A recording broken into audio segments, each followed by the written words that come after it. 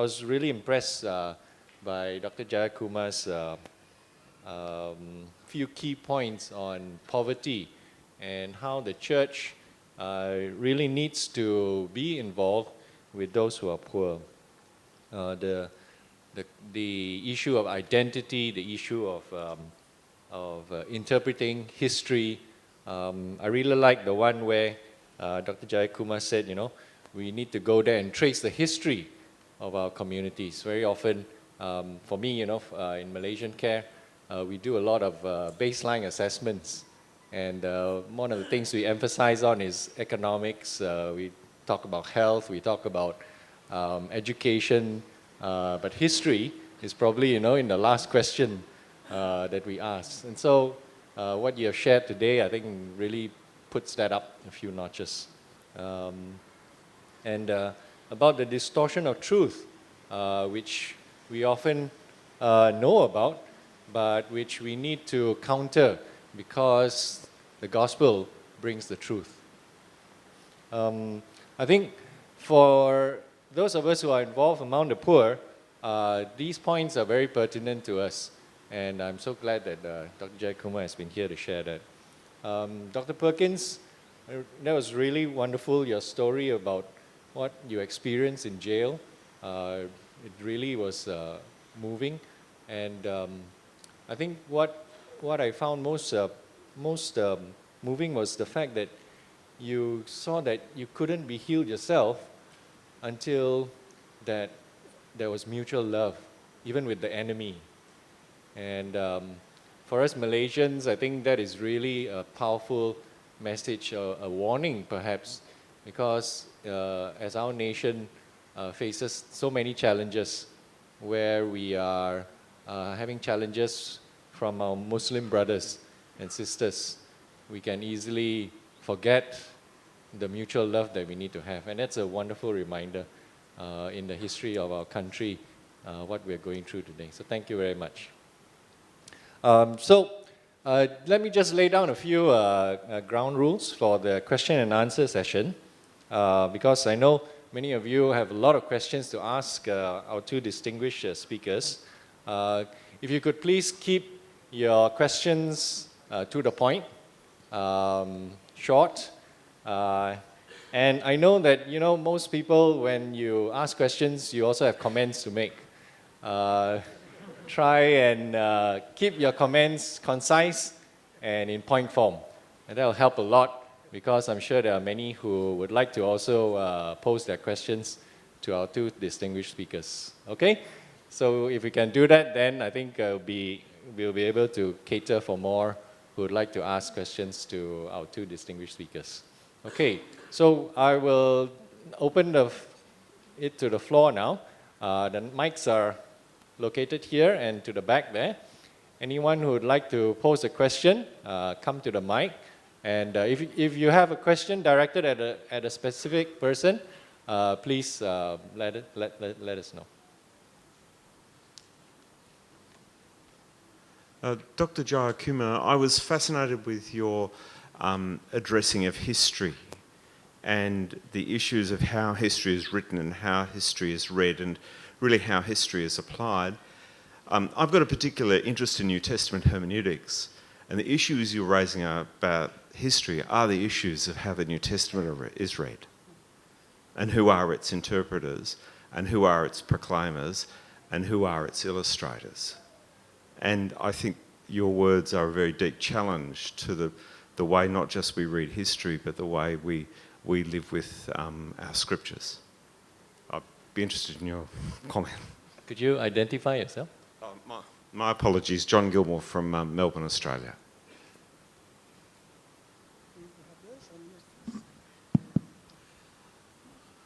I just want to build on what you said about the baselines. Many of us enter communities of poverty as though they started their life when we entered, forgetting that they have history. That has been a challenge for organizations like ours. Somehow we assume their life co-started with our presence. And sometimes we tend to even dare to believe that it ends when we leave. those communities, forgetting that God has been active in their history. Just this one message that God, and I think is true, the way the choice of parables of Jesus, the fact that he could take some ordinary parables and illustrate that these are important enough to get God's attention in many ways, in itself is an evidence that God values, or we need to communicate to the poor that God values them so much that he has been involved in their history. And we have been very weak in that area. We've never done it well, but I just want to say that I fully agree with even the way we read our Bible. We tend to read it as though it just happens this morning for us, and end of day we move to another chapter believing it happens for tomorrow. We don't see it in its longitudinal sense. I fully agree with you, really. Nothing more to add to your comment. But and I think today's generation, not today's generation, but our kind of work seems to believe or does not recognize the value of history in the way we do our analysis. And to that extent, we tend to become irrelevant to the people we serve. Thank you. Any other questions? Next. Yes. Hello, I'm Nigel Branken, and I'm from South Africa. And my family and I, we white South Africans. We've moved into the inner city of Johannesburg in Hillbrow, which is a exclusively black community. And a lot of our work is around issues of reconciliation, and lots of issues that we're involved in are around power relations. And the scripture that came to mind as you were preaching was that Ecclesiastes 4:1, which says, "Again I looked and saw all the oppression that was taking place under the sun. Power was on the side of the oppressors, and they had no one to comfort them. And I saw the tears of the oppressed, and they too had no one to comfort them." And we find ourselves as white South Africans in a black community standing in solidarity with mostly black South Africans against a government that is made up of mostly black South Africans that's oppressing our neighbors in horrific ways. And I find the struggles that I have are around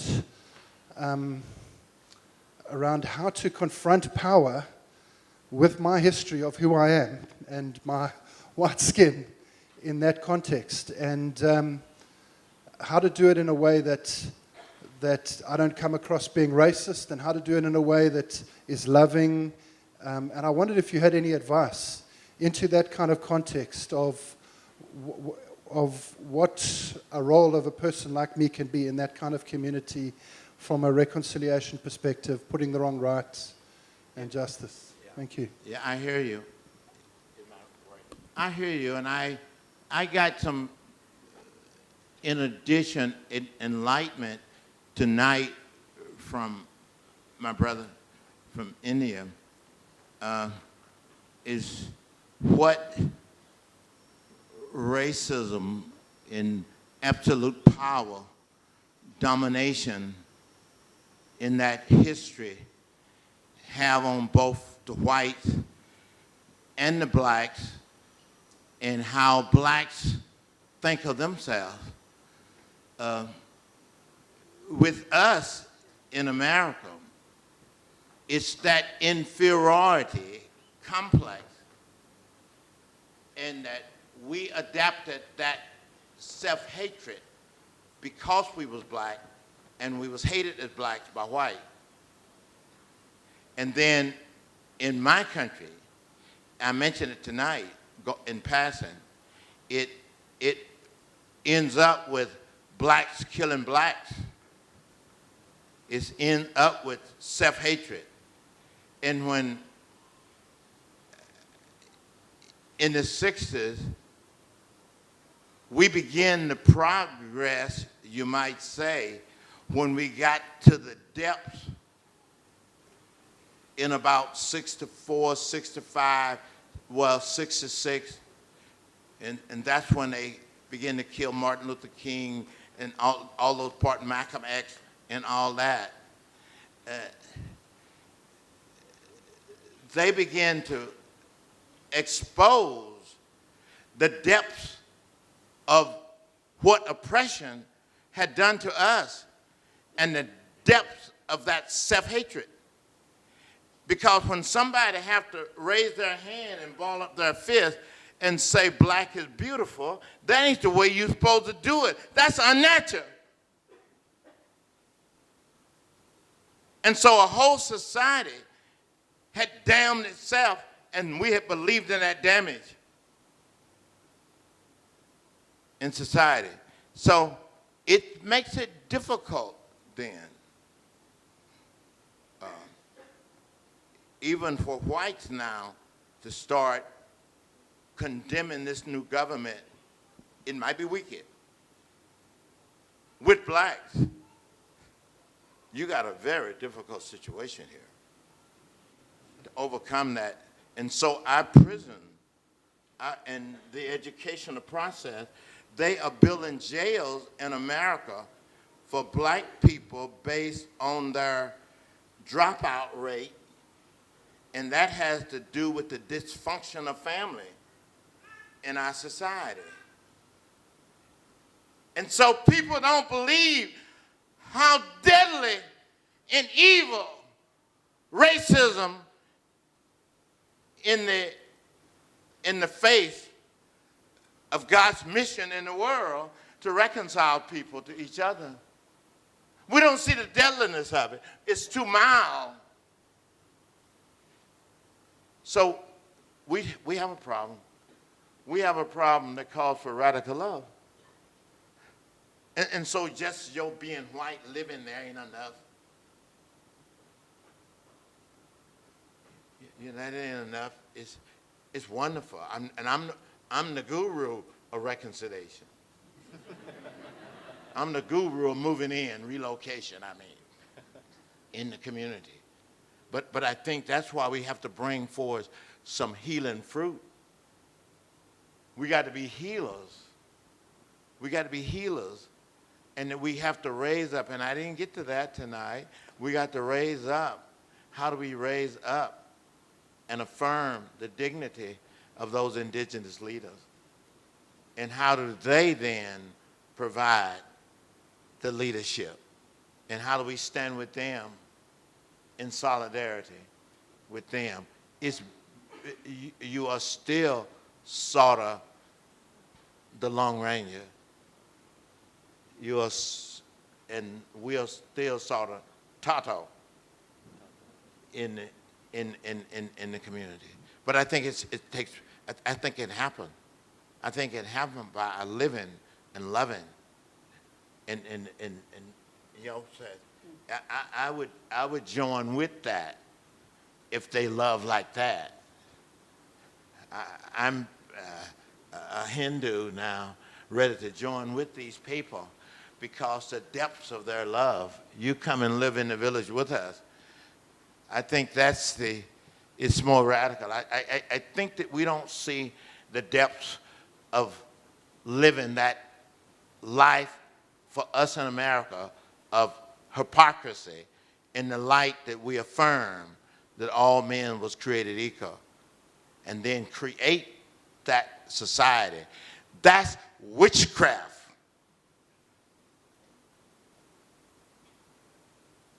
That's a deeper sin. It's to tell people you got something and tell them to believe that and hold them in slavery. Intentionally, that's witchcraft. That ain't ordinary sin.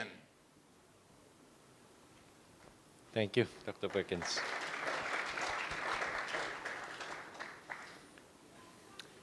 Yeah, thanks. Can Yes, I Cheryl. expand and ask you both, whoever would like to speak, all that you have said and the truth, the lies that we've heard and believed needs to have truth. The racism that we've heard and we've accepted needs to have truth. The power struggles that you've talked about needs to have truth. But let's apply that to the issue of gender. Because I think the same words, Jeyakumar, that you've used and to John have been misled in the church. And the church has been one of the biggest culprits and perpetrators of this mistruth and the use of power. And we have seen a glacially slow change in gender equality, in the church particularly, in the world faster.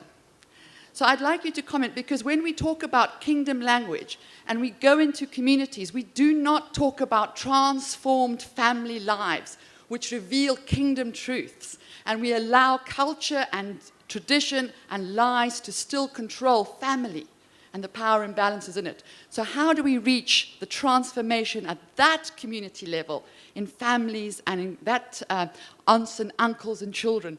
Because there lies a lot of the actual root cause of what we then see in society. I think and I even heard today, we struggle with that in the lives of those people that are damaged.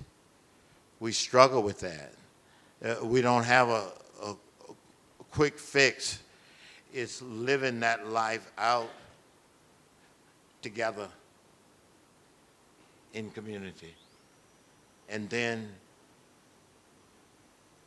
doing what we can do. As I think the illustration of that Hindu saying, it's the life that we are living in this village together. And if you lived here in this village with us, you'd want to join with us now in this village. This is the reality of love. It's tough. It's tough. It's Christian, tough, you'd like and then it's generational. It's tough, and it's then, we say in America, in our Christian community development, we say it's about 10 years you're now ready to begin to struggle, because it's sort of generational.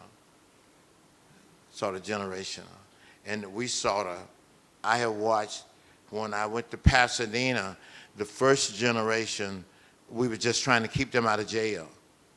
Then there was another, that was a high school, the kids who was 10th grade.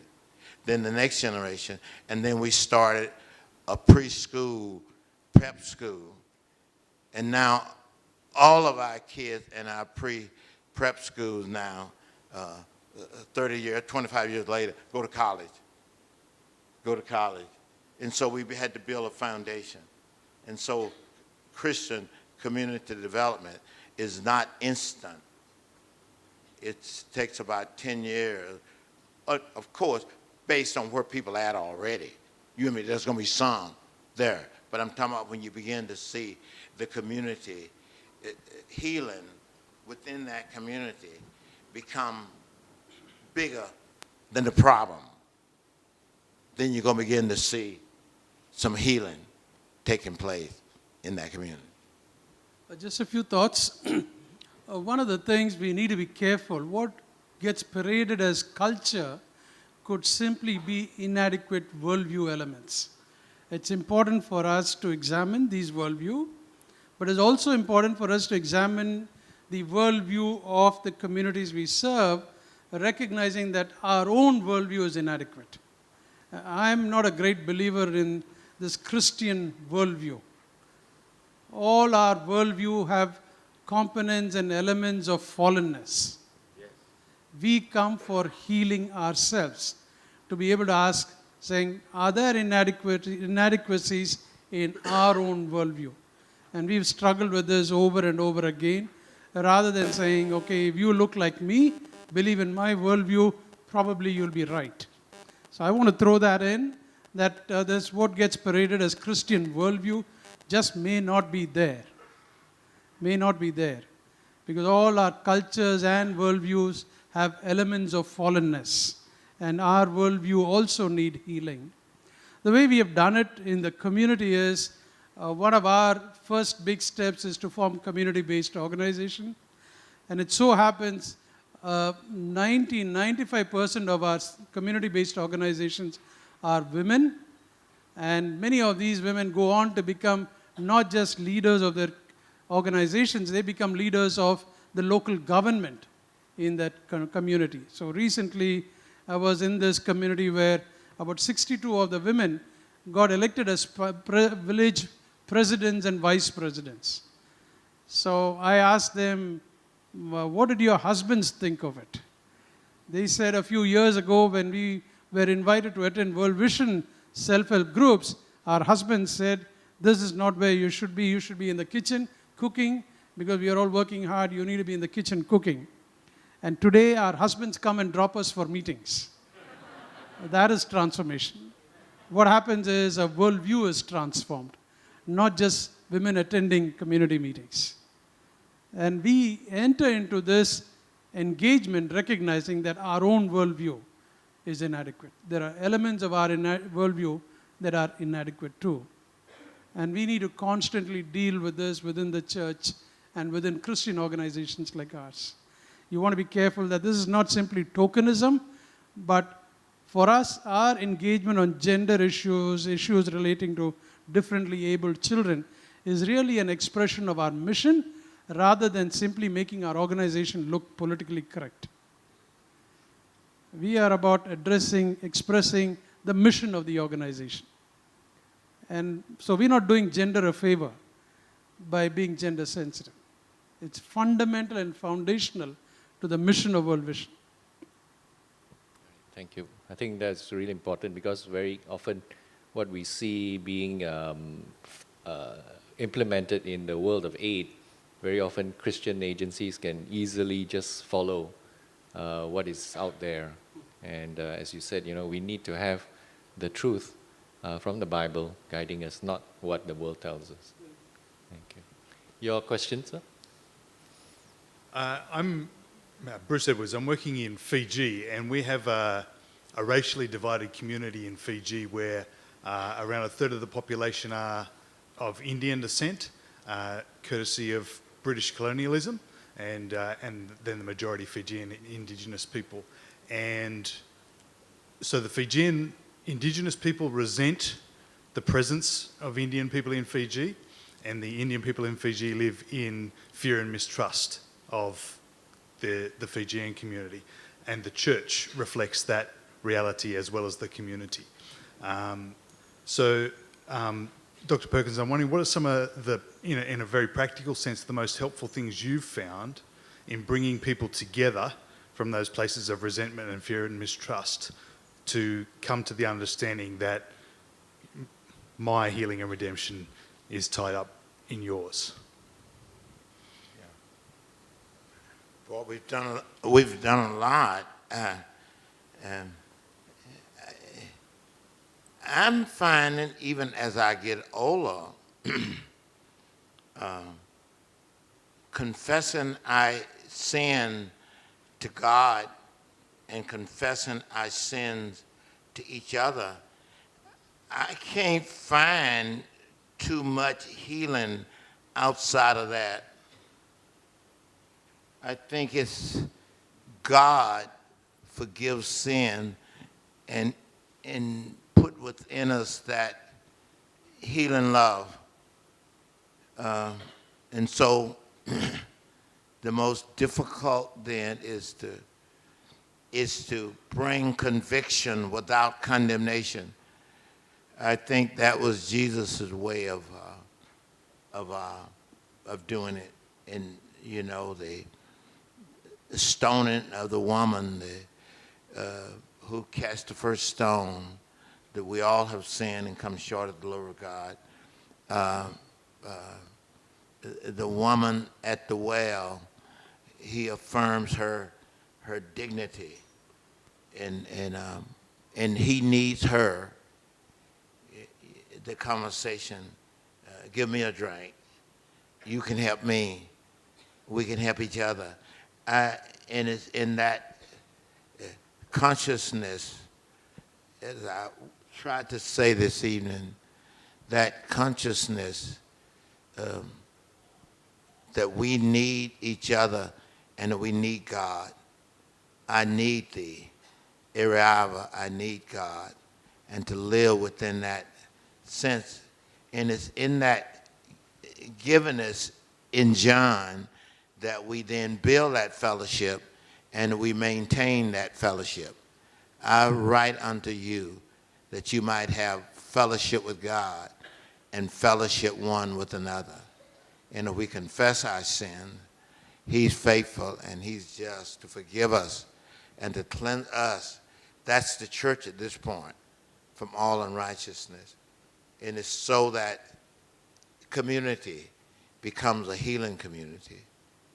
Become a healing community. I think I'm coming to that. I've watched organizations like in Mississippi, we create organizations like Mission Mississippi, and all that happens, most of what happened is white folks and black folks get together and drink coffee. Nothing is changing because they're not applying that to anything that's evil. They're not confronting. Their love is not radical enough. Just drinking coffee together is not radical enough. And that's what we think is really at the fellowship level. It is at the fellowship level as we confess our sin. I write these unto you that you might have fellowship one with another. And the fellowship has to do with our mutual confession and our mutual brokenness. I'm believing that now as I get older and older, that's where the healing, and it's in our sort of daily life felt needs together. I do believe in access development, and people think that's a conflict. I just think that human relationship is the greatest access you can develop. So you understand? And we make then money the greatest asset. And that's the way people take it when they're doing, many times they take it as they doing a community assessment. And they look at that asset base, and naturally you're going to go to money as the asset. And of course, the author of that concept is my good friend. And I just happen to tell John McKnight that I believe relationships are the greatest assets that we can have, and the people themselves are greater assets than the money, that we can create wealth. We can create wealth with human people. And we are back then to truth. The truth over against slogan. The truth over against soundbite. And getting people to believe in soundbite. Like, give people a fish and they'll eat for a day. Teach them how to fish and they eat for life. Whoever owns the pond determines who eats fish.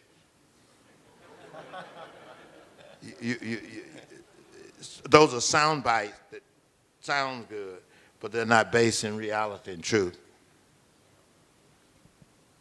Thank you very much. I think we will end there for tonight. Of course, Dr. Perkins will still be with us at the ISUM Summit, so for the participants, you can still bring your questions to him. So thank you very much. I think for Malaysians, so teh tarik and roti canai is not enough. We're going to have to move beyond that in our country. So with that, let's give Dr. Perkins and Dr. Jeyakumar a round of applause.